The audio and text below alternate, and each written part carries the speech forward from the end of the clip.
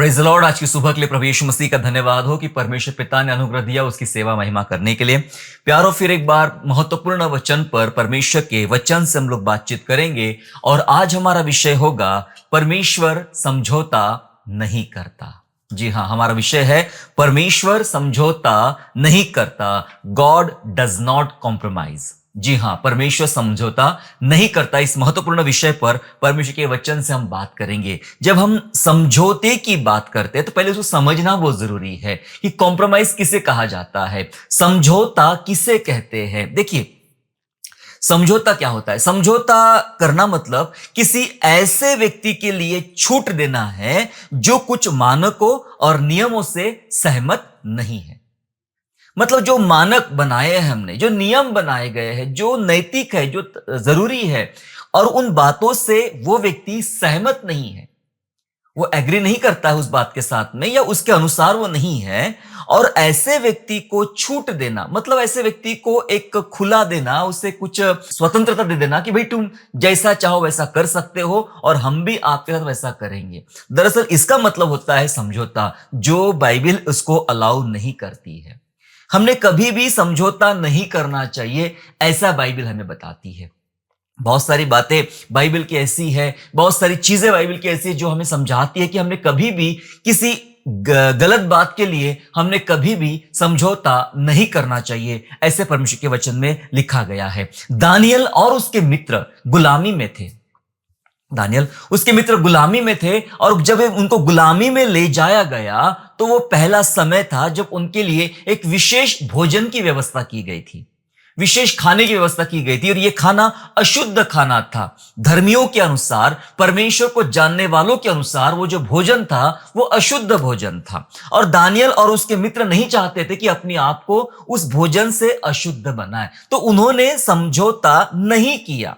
उन्होंने वो भोजन नहीं खाया, उन्होंने समझौता नहीं किया, पर अपनी बात को रखा और परमेश्वर ने उस बात पर आशीर्वाद दिया और बहुतायत की बुद्धि और बहुतायत की सुंदरता दानियल और उसके मित्रों को परमेश्वर ने दिया, क्योंकि उन्होंने समझौता नहीं किया था उस खाने के साथ में। तो मेरे प्यारो, समझौता ये होता है या क्या नहीं होता, इस बात को हम लोग समझ रहे हैं कि जहां हमने किसी भी गलत बात के लिए तैयार नहीं रहना या फिर गलत बात के लिए हमने सहमत हो जाना, ये समझौता होता है।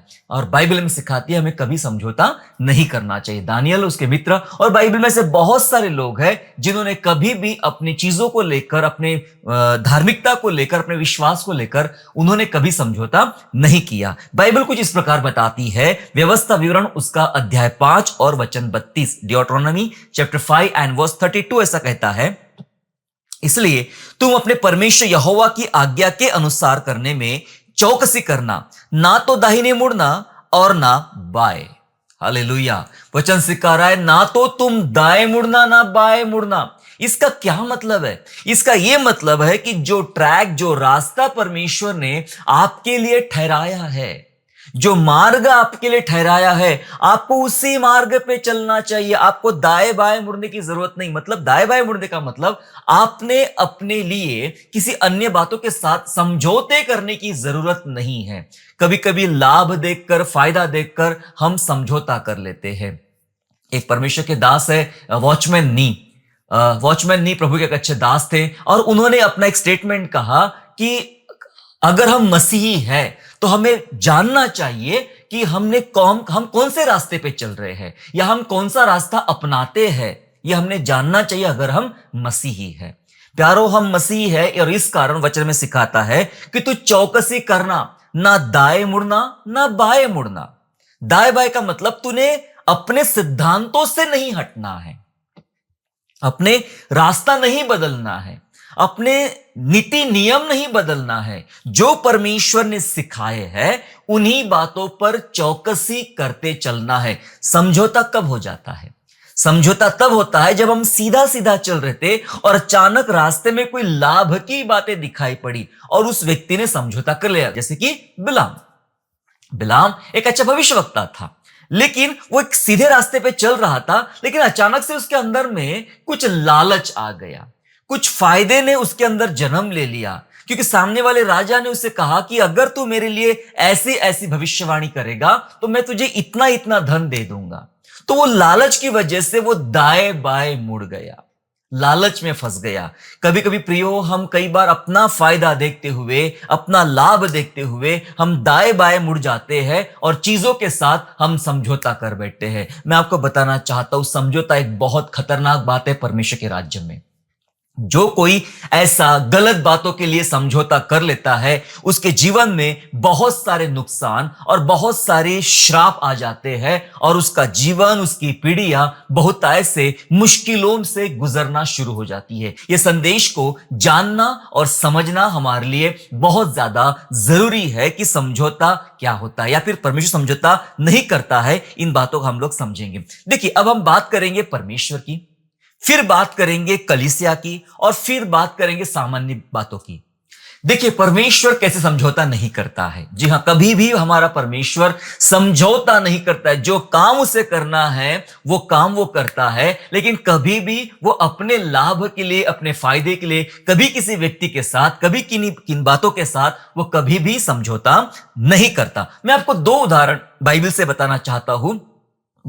ये बहुत ही बड़े व्यक्तियों के उदाहरण हैं। हालांकि ये दो उदाहरणों के अलावा और भी उदाहरण हैं, लेकिन समय बचाने के लिए मैं मात्र दो उदाहरण बताना चाहता हूं कि कैसे परमेश्वर कभी समझौता नहीं करता है। पहला उदाहरण मैं दाऊद के जीवन से बताना चाहता हूं। दाऊद के जीवन से। दाऊद कौन था? दाऊद परमेश्वर का अति प्रिय दास था, अति प्रिय, जिससे वह प्रसन्न था और जिसके कारण वह बड़ा खुश था। उसका मनपसंद दास था दाऊद। ठीक है, बहुत सारे उत्तम काम हम दाऊद के देखते हैं बाइबल में। परमेश्वर के काम देखते हैं दाऊद के प्रति, प्रभु की दया देखते हैं दाऊद के प्रति, और बहुत सारे उत्तम उत्तम बातें हम बाइबल में दाऊद के प्रति देखते हैं। दाऊद बहुत मनपसंद दास है परमेश्वर का। लेकिन एक टाइम ऐसा आया कि जहां परमेश्वर अपने दास दाऊद के साथ समझौता कर सकता था, लेकिन उसने समझौता किया नहीं।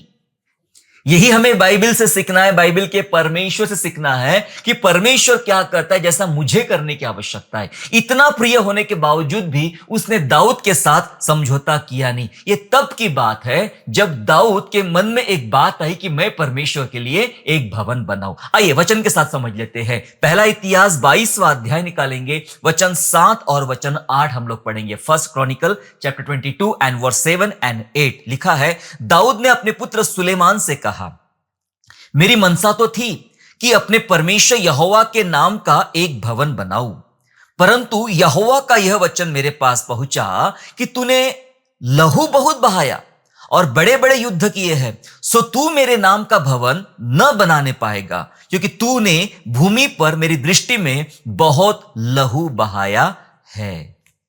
दाऊद के अंदर एक इच्छा प्रकट हुई कि वह परमेश्वर के लिए, परमेश्वर के नाम का एक भवन बनाए। यस, एक मंदिर बनाए, एक भवन बनाए। बहुत अच्छी बात है, इच्छा बहुत अच्छी है दाऊद के अंदर में, वो बहुत अच्छी कल्पना कर रहा है परमेश्वर के बारे में। लेकिन बाइबल सिखा रही है कि परमेश्वर ने उसको मना कर दिया, तू नहीं बना पाएगा मेरा भवन, मेरा भवन तू नहीं बना पाएगा। क्यों? वजह यह है कि तूने मेरी दृष्टि में बहुत लहू बहाया है भूमि पर, तेरे हाथ खून से रंगे हैं, तूने लड़ाइयां इतनी किया है, तूने राज्य इतने जीते हैं, बहुतों को मारा है, तेरे हाथ से बहुत खून जमीन पर बहा है। सॉरी, मैं तेरे हाथ से भवन नहीं बना सकता। नहीं बना दिया परमेश्वर ने। क्या है यहां पे प्रॉब्लम? प्यारो, परमेश्वर यदि चाहता तो भैया मेरा प्रिय दास है, मनपसंद व्यक्ति है, तो चलो ये छोटी सी बात उसको इग्नोर कर देते हैं, अनदेखा कर देते हैं, और कितनी अच्छी बात उसके अंदर निर्माण हुई है कि मेरे नाम का भवन बनाए। चलो मैं उसको सहमति देता हूं ताकि वह मेरे नाम का भवन बनाए। पर परमेश्वर ने यहां दाऊद के साथ, उसके इस नीति के साथ कभी समझौता नहीं किया। मेरे प्यारो, दाऊद के अंदर इच्छा तो थी, सुनिएगा, इच्छा तो थी, लेकिन योग्यता नहीं थी। कभी कभी हमारे अंदर इच्छा बहुत होती है, अच्छे काम कर, मैं सेवा में जाऊंगा, मैं ये काम करूंगा, मैं वो काम करूंगा। इच्छा तो बहुत होती है, लेकिन क्या आप जानते हो, क्या आपकी योग्यता भी है परमेश्वर की नजर में? और जब योग्यता नहीं होती तो वो इच्छा किसी काम की नहीं होती है। परमेश्वर अपने लिए अपनी इच्छा को पूरी करेगा, किसी और के द्वारा करेगा, जिसको आप ना जानते हो ना मानते हो, वो किधर से भी ला सकता प्रभु उसको, और उसके द्वारा अपनी इच्छा पूरी कराएगा। लेकिन यह जरूरी नहीं है कि वो आपके साथ समझौता करेगा, आपके कमियों को ढाक देगा, आपकी गलतियों को अनदेखा करेगा और कहेगा चल भाई चला लेंगे चला लेंगे। जैसा मनुष्य है वैसा परमेश्वर नहीं है। मनुष्य सब चला लेता है, सब बातों को निभा लेता है। परमेश्वर ऐसा नहीं करता है, क्योंकि हम सीख रहे हैं परमेश्वर कभी समझौता नहीं करता है। दाऊद के अंदर इच्छा थी, लेकिन दाऊद के अंदर योग्यता नहीं थी, इसलिए दाऊद को परमेश्वर ने भवन बनाने नहीं दिया। अब दूसरा उदाहरण जहां परमेश्वर समझौता नहीं करता। जैसे दाऊद एक बड़ा व्यक्ति है बाइबल में, वैसा और एक बड़ा व्यक्ति है और उसका नाम है मूसा। मूसा उसका नाम है और परमेश्वर ने मूसा को चुना अपनी सेवा के लिए, एक इज़राइल की अगुवाई करने के लिए, उन्हें गुलामी में से निकालकर वाचा के देश जहां दूध और मधु की धारा बहती है वहां ले जाने के लिए एक विशेष अगुवा परमेश्वर ने मूसा को बनाया। बहुत सारे चिन्ह चमत्कार बाइबल में दिखाई पड़ते हैं, लेकिन एक ऐसी जगह है जहां पर कुछ ऐसा हुआ जिस कारण सब अच्छा चल रहा था और अचानक से मूसा के जीवन में एक ऐसी बात आई जहां परमेश्वर ने मूसा को रोक दिया। बस स्टॉप, जैसे दाऊद को रोक दिया, स्टॉप, सॉरी, तू भवन नहीं बना सकता मेरे नाम का। मूसा को रोक दिया, ये लोगों को तू ले तो जा रहा है वाचा के देश में, ये जाएंगे, तू नहीं जाएगा। ये जाएंगे परंतु तू नहीं जाएगा। कुछ ऐसा हुआ था। क्या हुआ था? वहां पर भी परमेश्वर ने कोई कॉम्प्रोमाइज नहीं किया, कोई समझौता नहीं किया। दरअसल ये बात उस समय की है जब लोगों को प्यास लगी। वो हर बात के लिए कुड़कुड़ करते थे, खाने के लिए कुड़कुड़ करते थे, पीने के लिए कुड़कुड़ करते थे और मूसा पर चिल्लाते थे। मूसा उनकी वजह से बड़ा टेंशन में था, गुस्से में था, बहुत सारी बातें होती थी और एक एक बात के लिए वो परमेश्वर के पास जाता था। और उस समय की बात है जब मूसा पानी के मैटर को लेकर परमेश्वर के पास गया और प्रभु ने बात किया, ठीक है, वो सामने एक चट्टान है, तू जा और चट्टान से बातें कर। क्या कर? चट्टान से बातें कर, और बातें करेगा तो चट्टान में से पानी निकल जाएगा और तेरे लोगों की प्यास बुझ जाएगी। ये परमेश्वर ने मूसा को साफ साफ इंस्ट्रक्शन दिया कि तू मेरे नाम से चट्टान से बातें कर। ठीक है, अब मूसा गया। अब जब मूसा लोगों को कहने लग गया, अब क्या हमें तुम्हारे लिए पानी का भी व्यवस्था करना पड़ेगा, तुम्हारे लिए पानी भी लाना पड़ेगा? गुस्से से कहा और अपनी लाठी को चट्टान पे 2 बार मारा गुस्से से। हारून भी वहीं पे था। पानी तो निकला, लोगों ने पानी तो पिया, जिस चीज की जरूरत थी जरूरत पूरी हुई। लेकिन जिस यात्रा में चल रहे हैं, जिस बात में चल रहे आगे, परमेश्वर ने मूसा को मना कर दिया। पता है क्यों मना कर दिया? चलो पढ़ते वचन में, मेरे साथ निकालेंगे व्यवस्था विवरण और उसका 32वां अध्याय वचन 51-52, डियोट्रोनॉमी चैप्टर 32 एंड वर्स 51 एंड 52। जो लिखा है, इसका कारण यह है कि सीने जंगल में कादेश के मरीबा नाम सोते पर तुम दोनों ने मेरा अपराध किया। परमेश्वर कहता है तुम दोनों ने, हारून और मूसा ने अपराध किया, क्योंकि तुमने इजराइलियों के मध्य में मुझे पवित्र न ठहराया। इसलिए वह देश जो मैं इजराइलियों को देता हूं तू अपने सामने देख लेगा, परंतु वहां जाने ना पाएगा। ना हारून गया ना मूसा गया। ये वही 2 मुख्य भूमिकाएं थी जिन्होंने फिरौन से लड़े और इजराइलियों को गुलामी के देश से बाहर निकाला। इनके द्वारा बड़े बड़े चिन्ह और चमत्कार हुए, लेकिन एक घटना हुई। क्या था इस मैटर में? इस मैटर में हमने देखा दाऊद के केस में कि दाऊद के अंदर इच्छा तो थी पर योग्यता नहीं थी, लेकिन मूसा में योग्यता तो थी, लेकिन सारा श्रेय खुद ले लिया। दरअसल मूसा परमेश्वर की पवित्रता को प्रकट करने में असफल रहा। क्या करना था? जब उसने कहा कि अब मुझे तुम्हारे लिए पानी की व्यवस्था करना पड़ेगा, चलो अब मैं तुम्हारे लाठी मारता हूं। 2 बार गुस्से से लाठी मारा। इसका मतलब लोगों को क्या लगा? लोगों को यह लगा कि मूसा बहुत पावरफुल आदमी है, मूसा जो करता है उससे होता है, और मूसा ने पानी निकाला। Where is God? यहां परमेश्वर कहा है, लोगों के सामने परमेश्वर की महिमा प्रकट नहीं हुई और सारा श्रेय मूसा को मिला कि मूसा ने पानी निकाला। लेकिन अगर मूसा ऐसा कहता कि हे चट्टान, जैसा मुझे बताया गया, हे चट्टान, मैं तुझे यहोवा परमेश्वर के नाम से आदेश देता हूं। उसने मुझसे कहा कि तुझसे बातें कर और तुझ में से जल निकलेगा, इसलिए जो वचन उसने मुझे दिया है उसी वचन मैं तुझे दे रहा हूं। अब तुझ में से पानी निकल आए परमेश्वर के नाम से। तो इससे क्या होता था, लोग तारीफ करते कि हमारा परमेश्वर धन्य है, उसने हमारे लिए पानी की व्यवस्था किया। लेकिन उनको पता नहीं चला उसकी पवित्रता, उन लोगों को पता नहीं चला परमेश्वर की सामर्थ। लोगों को यह पता चला कि मूसा ने लाठी मारा और मूसा ने हमारे लिए पानी निकाला। तो सारा आदर गौरव महिमा किसको मिला? मूसा को मिला। इसलिए परमेश्वर ने कहा, तुमने मेरा अपराध किया, तुमने मेरा अनादर किया इजराइलियों के सामने, इसलिए तुम यहां से देखोगे तो सही उस देश को, लेकिन जा नहीं पाओगे। जबकि मूसा के विषय में बाइबल बताती है, परमेश्वर का मूसा बहुत प्रिय दास था। वो कहता, पूरे पृथ्वी में इसके समान कोई दास नहीं है। हालेलुया। आपने देखा, मैंने दो बड़े उदाहरण बताया। ना परमेश्वर ने दाऊद के संग समझौता किया भवन बनाने को लेकर, और ना परमेश्वर ने मूसा के संग समझौता किया कि वाचा के देश में पहुंचाने तक। परमेश्वर ऐसा हमारा परमेश्वर है, सत्य के साथ चलता है, कभी गलत के साथ समझौता नहीं कर लेता है, चाहे वो व्यक्ति कितना भी उसका आपस का हो। प्यारो, ये हमें संदेश भी देता है, ये मैटर, ये जो उदाहरण हमने सुने, ये संदेश भी देता है और ये हमें डराता भी है, भयभीत भी करता है कि आज मैं बहुत प्रिय हूं परमेश्वर का, मेरी हर प्रार्थना सुनता है परमेश्वर, मेरे लिए उत्तम से उत्तम काम करता है। लेकिन जान लो, यदि आप असफल ठहरे, अयोग्य ठहरे उसको महिमा देने में, अगर आपके काम बुराई से भरे रहे, तो परमेश्वर कभी इस बात को लेकर समझौता नहीं करेगा। तमाम पुरानी बातों को भुला सकता है हमारा परमेश्वर, जो हमने उसके साथ किए थे। समझ लीजिए, ये बहुत गंभीर और खतरनाक विषय है मेरे प्यारो। इसलिए हम सीख रहे हैं कि परमेश्वर कभी समझौता नहीं करता है। अब बाइबल हमें बता रही है कि कलीसिया ने समझौते वाला जीवन नहीं जीना चाहिए।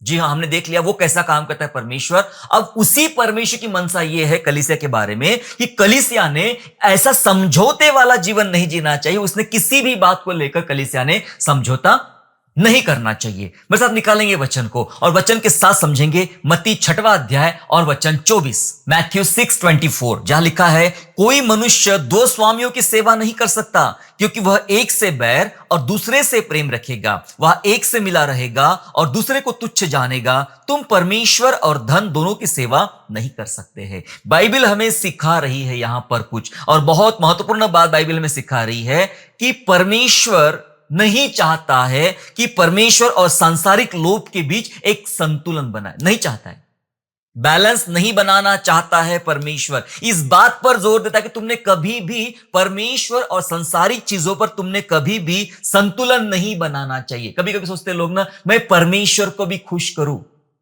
मैं संसार को भी खुश करूं, मैं इसको भी खुश करूं, मैं उसको भी खुश करूं, ये भी अच्छी बातें मेरे अंदर रहे, वो भी अच्छी बातें मेरे अंदर में रहे। बाइबल सिखा रही है कि तुम दो स्वामी की सेवा नहीं कर सकते हो। दो स्वामी कौन है? एक स्वामी हमारा परमेश्वर है और दूसरा स्वामी हो सकता है कि वह संसार है, जिसके संग परमेश्वर ने समझौता करने से मना किया। क्योंकि यदि आपने समझौता कर लिया तो एक से दोस्ती करना पड़ेगा, एक से दुश्मनी करना पड़ेगा।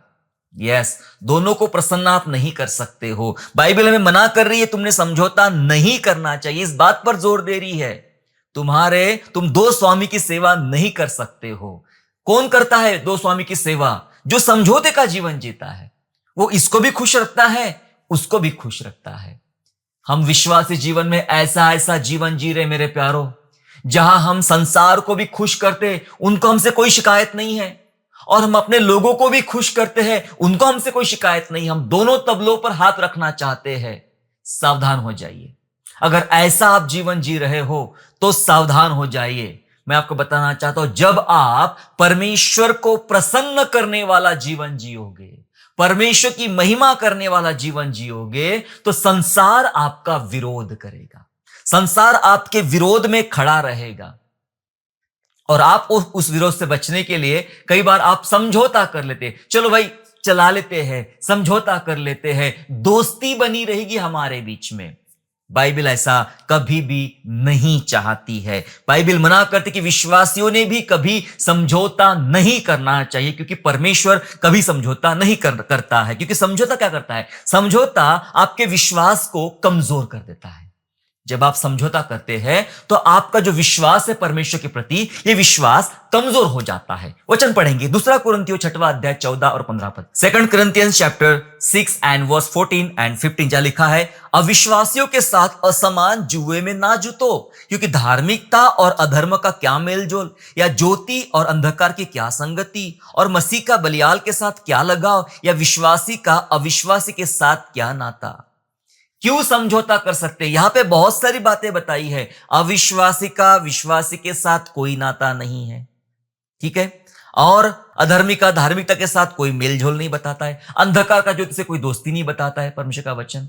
यहां तुम समझौता नहीं कर सकते यह बताया गया, क्योंकि समझौता विश्वास को कमजोर कर देता है। बाइबल साफ शब्दों में कह रही कि तुमने कभी भी समझौता नहीं करना चाहिए।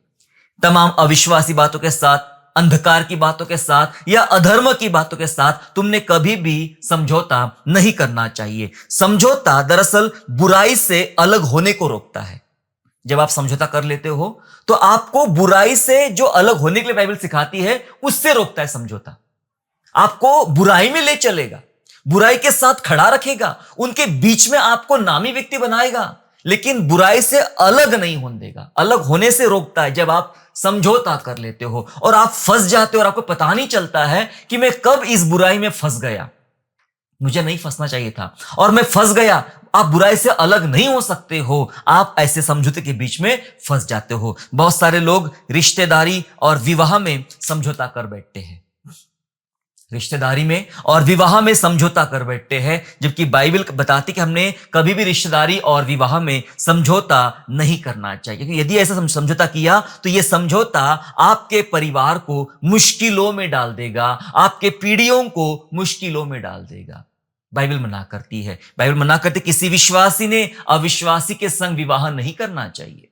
बाइबल मना करती है हमारा लेन देन, हमारा रिश्तेदारी, हमारे नाते ये अविश्वासियों के साथ नहीं होना चाहिए या उन अधर्मियों के साथ नहीं होना चाहिए, जो विश्वास के अनुसार नहीं चलते हैं उनके संग नहीं होना चाहिए, ऐसा बाइबल सिखाती है। लेकिन जितनों ने कर लिया,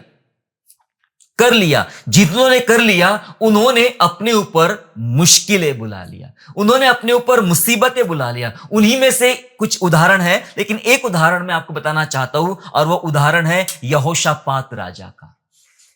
आप जानते हैं यहोशापात राजा को। यहोशापात राजा बहुत धर्मी आदमी था, प्रार्थनाशील व्यक्ति था, परमेश्वर का खोज करने वाला ऐसा व्यक्ति था। लेकिन यहोशापात राजा ने मूर्खता का एक काम किया। उसने मूर्खता पूर्व दुष्ट राजा आहाब के साथ समझौता कर लिया। आहाब एक दुष्ट राजा था, अच्छा था, लेकिन बाद में दुष्ट बना क्योंकि उसने शादी गलत किया। एक अन्य जाति की स्त्री को अपने घर लाया, इजेबेल, और उसने बहुत दुष्टता लाई। इजराइल में बहुत तकलीफें उसने लाई, हम सब बाइबल को जानते हैं। और ये आदमी, ये राजा भी दुष्ट बना। क्या जरूरत थी यहोशापात को आहाब के साथ समझौता करने की? दरअसल रिश्ता बनाया। यहोशापात ने आहाब के साथ रिश्ता बनाया। लोग पता फंसते कहां है? यही फंसते कि हमारा स्टेटस ऊंचा है, मैं राजा हूं, तो राजा का घराना कोई गरीब आदमी से शादी नहीं करेगा, राजा के घराने ने दूसरे राजा के घराने से ही शादी करना चाहिए। स्टेटस के वजह से फंसते हैं। मैं इतना पैसे वाला हूं तो मेरा जो समधी होगा, जिसके घर में शादी होने वाली हमारे यहां की, वो भी आदमी पैसे वाला होना चाहिए। स्टेटस की बात करते, और यहोशापात यही फंस गया। उसने मूर्खतापूर्ण काम किया। लिखा है वचन में, पढ़ेंगे मेरे साथ में, दूसरा इतिहास 18 अध्याय और वचन 1। 2 क्रॉनिकल चैप्टर 18 एंड वर्स 8 कहता है, यहोशापात बड़ा धनवान और ऐश्वर्यवान हो गया और उसने आहाब के साथ समधियाना किया। आहाब के साथ, आहाब का समधी बना, आहाब के साथ उसने रिश्ता जोड़ दिया। अब ये रिश्ता क्या कहलाता है? ये बहुत मुश्किल कहलाएगा ये रिश्ता यहोशापात का आहाब के साथ। जी हां, क्या हुआ? यहोशापात का एक बेटा था जिसका नाम था यहोराम। यहोराम उसका नाम था, और यहोशापात ने यहोराम की शादी आहाब की बेटी अतल्या से किया। यह बहुत खतरनाक थी अतल्या। इसका तांडव आपको बाइबल में समझ में आता है। क्या दुष्टता उसने किया! उसने अपने बेटे को बराबर दुष्टता सिखाई। और उसने भी दुष्टता का काम किया, क्योंकि ये दुष्टता उसने अपने माता पिता अहाब और रानी इजेबेल से सीखी थी। ये थी वो अतल्या। जी हां, स्टेटस के चक्कर में यहोशापात फंस गया। अपने बेटे की शादी अतल्या से, अहाब के बेटे से कर दिया, समझौता कर लिया। ये तो धर्मी है और ऐसे अधर्मी राजा के साथ रिश्ता जोड़ रहा है, फंस गया। एक दिन अहाब ने कहा यहोशापात से, समधी जी मेरे साथ लड़ाई में चलते क्या? फलाने फलाने राजा पर हम चढ़ाई करेंगे। अब समधी है तो भी करना पड़ेगा। यहोशापात कहा ठीक है, चल तू कहता है तो मैं आता हूं तेरे साथ में। यहोवा के नबियों को बुला, और बहुत कुछ हुआ। ये सब बताने का भी समय नहीं है। बहुत कुछ हुआ, गलत भविष्यवाणी, सही भविष्यवाणी, बहुत सारी चीजें हुई। और यहोशापात राजा निकल पड़ा अहाब के साथ लड़ाई करने के लिए। जब विधर्मी या फिर अपोजिट पार्टी के जो राजा थे वो लड़ाई कर रहे थे अहाब के साथ में, और उनको अहाब ही चाहिए था, अहाब को ही मारना था। अचानक नजर पड़ी यहोशापात पर और सबको लगा यही वो राजा है, पकड़ो इसको, इसी को मारना है। और लिखा है वचन में कि यहोशापात खूब चिल्लाया। यहोशापात चिल्लाया और परमेश्वर ने उसकी सुन लिया और परमेश्वर ने उसको बचाया। कैसे बचाया? उन लोगों ने, अरे ये तो वो राजा नहीं जिसको हम लोग ढूंढ रहे, चलो वापस चलते। उसने बोला, हाँ, वो लोग वापस पलटे और यहोशापात को छोड़ अहाब के पीछे पड़ गए और आखिरकार अहाब मारा गया। जान खतरे में आ गई थी यहोशापात की अहाब की वजह से। भाई समधी जो है, समझ रहे कुछ आप? प्रॉब्लम कहा जाती है। फिर उसका दुष्ट बहू मिली यहोशापात को, उसका जो पोता हुआ वो भी दुष्ट निकला। बहुत सारी चीजें हुई है। वजह शुरुआत कहां से हुई है? क्योंकि रिश्तेदारी और विवाह में समझौता कर लिया था। जब परमेश्वर समझौता नहीं करता, उसने अपने दास दाऊद के संग समझौता नहीं किया, मूसा के संग समझौता नहीं किया, दानियल उसके मित्रों ने अपने खाने के संग समझौता नहीं किया, और आप और मैं क्यों कर रहे समझौता? कहीं ऐसा तो नहीं स्टेटस के लिए, नाम के लिए, प्रतिष्ठा के लिए, पद के लिए, अपनी अहमियत के लिए, लोग क्या सोचेंगे मेरे बारे में? क्या इसलिए आप अविश्वास में चल रहे हो? क्या इसलिए आप समझौता कर रहे हो? यदि ऐसा कर रहे हो तो आप अपने साथ अपने आने वाली पीढ़ी को बहुत बड़ी मुश्किल में आप डाल रहे हो। इसलिए हम सीख रहे हैं कि परमेश्वर समझौता नहीं करता है। यस, परमेश्वर समझौता नहीं करता है। नए नियम में थुआतीरा की कलीसिया को प्रभु यीशु मसीह का संदेश है। थुआतीरा कलीसिया को संदेश है, क्योंकि थुआतीरा की कलीसिया एक समझौते के साथ चल रही थी और प्रभु यीशु मसीह ने उनको संदेश दिया। क्या वो संदेश था? प्रकाशित वाक्य, रेवलेशन चैप्टर 2 एंड वर्स 20, दूसरे अध्याय का 20 वचन ऐसा कहता है, पर मुझे तेरे विरुद्ध यह कहना है कि तू उस स्त्री इजेबेल को रहने देता है, जो अपने आप को भविष्यवक्तिन कहती है और मेरे दासों को व्यभिचार करने और मूरत के आगे बलिदान खाने को सिखलाकर भरमाती है। तू उसको रहने देता है अपने संग। लिखा है वचन में, तू उसको रहने देता है अपने संग। किसकी बात हो रही है? दरअसल थुआतीरा की कलीसिया जो थी, उस कलीसिया ने अपने नैतिक और धार्मिक समझौता कर लिया था। गलत शिक्षाओं के साथ, बुरी शिक्षाओं के साथ उन्होंने समझौता कर लिया था। यस, और यीशु ने थुआतीरा की कलीसिया को बहुत जोरदार फटकार लगाई। थुआतीरा की कलीसिया को फटकार लगाई क्योंकि थुआतीरा की कलीसिया ने नैतिक और धार्मिक समझौता कर लिया था। इसके खिलाफ प्रभु ने फटकार लगाई। तू अपने संग रहने देता है उसको, वो कई दासों के संग व्यभिचार कराती है। इसका मतलब एक झूठी शिक्षा है, अशुद्ध बातें, गलत बातें कलीसिया में आ गई, तुम्हारे बीच में आ गई और तुम उसको रहने देते हो। इसका मतलब तुम उसके साथ समझौता कर रहे हो। कभी कभी ऐसा हो रहा है आज दुनिया में, कभी कभी नहीं, ऐसा हो रहा है आज दुनिया में कि जहां लोग समझौते के साथ चल रहे हैं। गलत व्यक्ति को भी, चलो भाई हम लोग साथ रहेंगे तो मजबूत रहेंगे, एकता में रहेंगे। भाई ऐसी कौन सी एकता? एक अधर्मी के साथ धर्मी की कोई एकता नहीं हो सकती है। लोग कहते चलो गधे को भी बाप बनाना पड़ता है। माफ कीजिएगा, हमारा एक ही बाप है जो स्वर्ग में रहता है, हमारा कोई गधा बाप नहीं है।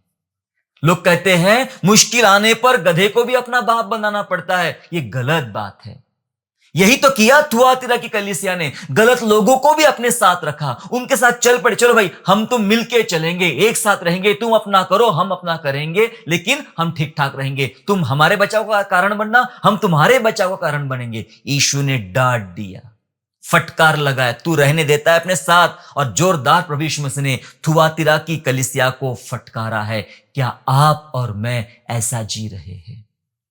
क्या आप और मैं ऐसा जी रहे हैं? क्या आप और मैं समझौते के साथ जी रहे हैं? गलत लोगों को, गलत चीजों को भी अपने साथ रहने दे रहे हैं, ये सोचते हुए कि इसकी वजह से कहीं ना कहीं मुझे फायदा हो जाएगा, कहीं ना कहीं मेरा बचाव हो जाएगा। यदि ऐसा कर रहे हैं, आप बहुत बड़े मुश्किलों से गुजर रहे हैं या मुश्किलों में चल रहे मेरे प्यारो। समझौता न करना, आखिरी 2 बातें बता के खत्म करना चाहता हूं। समझौता न करना हमें मुश्किल में डाल सकता है, लेकिन अधर्म से निश्चय बचाएगा। हालेलुया। जब आप समझौता नहीं करते हो तो मुश्किल में आ जाओगे, ये बात सही है, पक्की है। आप मुश्किल में आ जाओगे, कठिनाइयों में आ जाएंगे, लेकिन सोच लीजिए अधर्म से आप बहुत बच जाओगे। वो जरूरी है। मुश्किल में आओगे, चलो निकल भी जाओगे, लड़ भी लोगे, लेकिन अधर्मों में नहीं फंसोगे। समझौता न करना हमें मुश्किल में डाल सकता है, लेकिन अधर्म से जरूर बचाता है। फिर दूसरी बात, समझौता न करने में नुकसान बहुत है। समझौता नहीं करने में नुकसान बहुत है, लेकिन स्वर्गीय आशीषों के हम हकदार हो जाते हैं। यहां नुकसान उठा लेंगे, समझौता नहीं करेंगे तो नुकसान बहुत उठा लेंगे, जाने दो, लेकिन स्वर्गीय आशीषों जो है वो पूरे हमारे लिए है, हम उसके हकदार हैं। प्यारो, आपको बहुत बड़ी बड़ी आशीषें है अगर आप समझौता नहीं करते हो। बहुत बड़ी आशीष आपके लिए है। अपने आप को ढूंढे, मैं कहां समझौता करता हूं? अपने काम के क्षेत्र में, अपने परिवार में, अपने पैसों को लेकर, अपनी सेवकाई को लेकर, अपने जीवन को लेकर, अपने फायदे को लेकर मैं कहां समझौता करता हूं? अगर आप ऐसा कर रहे हो तो आओ उसमें से बाहर निकले। परमेश्वर ने हमें जो सिखाया है वैसा हम करें, उसमें से हम बाहर निकले। अपने आप को तैयार करें कि मैं समझौते में कभी नहीं पड़ूंगा, क्योंकि बाइबल हमें कुछ बातें बता रही है। आशीष तो आपके लिए है, लेकिन बहुत बड़ी मुश्किलें भी रहती है जब आप समझौते के साथ चलते हो। याकूब का 4 अध्याय और उसका हम लोग 4 वचन पढ़ लेंगे आखिरी में। जेम्स चैप्टर 4 एंड वर्स 4, जहां लिखा है, हे व्यभिचारिणियों, क्या तुम नहीं जानती कि इस संसार से मित्रता करनी परमेश्वर से बैर करना है? जो कोई संसार का मित्र होना चाहता है वह अपने आप को परमेश्वर का बैरी बनाता है। जो संसार का दोस्त बनना चाहता है वह अपने आप को परमेश्वर का बैरी बनाता है। अगर आप सोच रहे कि मैं दोस्ती कर लूं संसार से, समझौता कर लूं संसार से, मैं उसकी बातें निभा लूं, वो मेरी बातें निभा लेगा, ऐसा करोगे तो बाइबल बोलती है संसार से दोस्ती तो हो जाएगी, लेकिन आप बहुत बड़े दुश्मन बन जाओगे परमेश्वर के। और ऐसे लोगों पर परमेश्वर का क्रोध रहता है। प्रभु ने हमें आशीषों के लिए बुलाया है। बहुत बड़ी बड़ी आशीषें है अगर आप समझौता नहीं करते हो गलत बातों के साथ, बहुत बड़ी बड़ी आशीष है और प्रभु आपको देना चाहेगा। लेकिन यदि हमने समझौता किया तो बहुत मुश्किलों के साथ हमारा जीवन बीतेगा। फैसला आपके हाथ में है। प्यारो, आओ हम प्रार्थना करें और प्रार्थना के साथ अपने आप को प्रभु के हाथ में सौंपे और प्रभु से कहे, प्रभु मैं अपने जीवन में गलत बातों के साथ समझौता नहीं करूंगा, ना दाएं देखूंगा ना बाएं देखूंगा। तेरी जो आज्ञा है व्यवस्था 5 के अनुसार मैं उसी आज्ञा पर चलता रहूंगा। दुआ करेंगे। प्रभु जी, हम आपका धन्यवाद करते हैं, हम आपकी स्तुति करते हैं ईश्वर राजा। धन्यवाद करते प्रभु जी आपके सारी दया, करुणा और कृपा के लिए पिता परमेश्वर, जो प्रभु जी आपने हम पर किया। प्रभु जी, प्रभु हम धन्यवाद करते जो बातें आज हमने सीखा कि परमेश्वर समझौता नहीं करता है। यस प्रभु, आप कभी कॉम्प्रोमाइज नहीं करते हैं और हमने इस बात को सीख लिया। पर हम अपने जीवन में प्रभु कितनी बार प्रभु हम कॉम्प्रोमाइज करते हैं, समझौता करते हैं और जिसके कारण बार बार मुश्किलों में आते। प्रभु पवित्र आत्मा हमें छुड़ा, हमें बचा, हम किसी भी बात के संग, गलत बात के संग समझौता ना करें। हम धार्मिकता में चले, पवित्रता में चले, परमेश्वर के मार्ग में चले। परमेश्वर ऐसी हमारी सहायता करना, भले कितना नुकसान उठाना पड़े, कितनी भी तकलीफें उठाना पड़े प्रभु, लेकिन स्वर्गीय आशीष हमारी है। हम अधर्म से बचे जाएंगे, हम धार्मिकता में जिएंगे। हम विश्वास करते तमाम मेरे सुनने वाले बहन भाइयों को यीशु मसीह के नाम से ब्लेस कर, ताकि वे भी अपने जीवनों में कभी भी समझौता ना करे, परंतु सच्चाई के मार्ग में बने रहे और सच्चाई पर चले। प्रभु सहायता कर। धन्यवाद स्तुति करते हैं, धन्यवाद के साथ उद्धार करता प्रभु यीशु के नाम से प्रार्थना मांगते हैं, आमीन। आशा करता हूँ आज के संदेश के द्वारा आपने आशीष प्राप्त किया है। यदि सचमुच आपने आशीष प्राप्त किया है तो इस संदेश को दूसरों के साथ शेयर कीजिए। और हमारे दूसरे भी संदेशों को सुनने के लिए हमारे चैनल को सब्सक्राइब करें और नोटिफिकेशन के लिए बेल आइकन को दबाइए। और हाँ, यीशु पर विश्वास करना ना छोड़े, वो आपको आशीषमय स्थानों की ओर आगे ले जाएगा। God bless you all.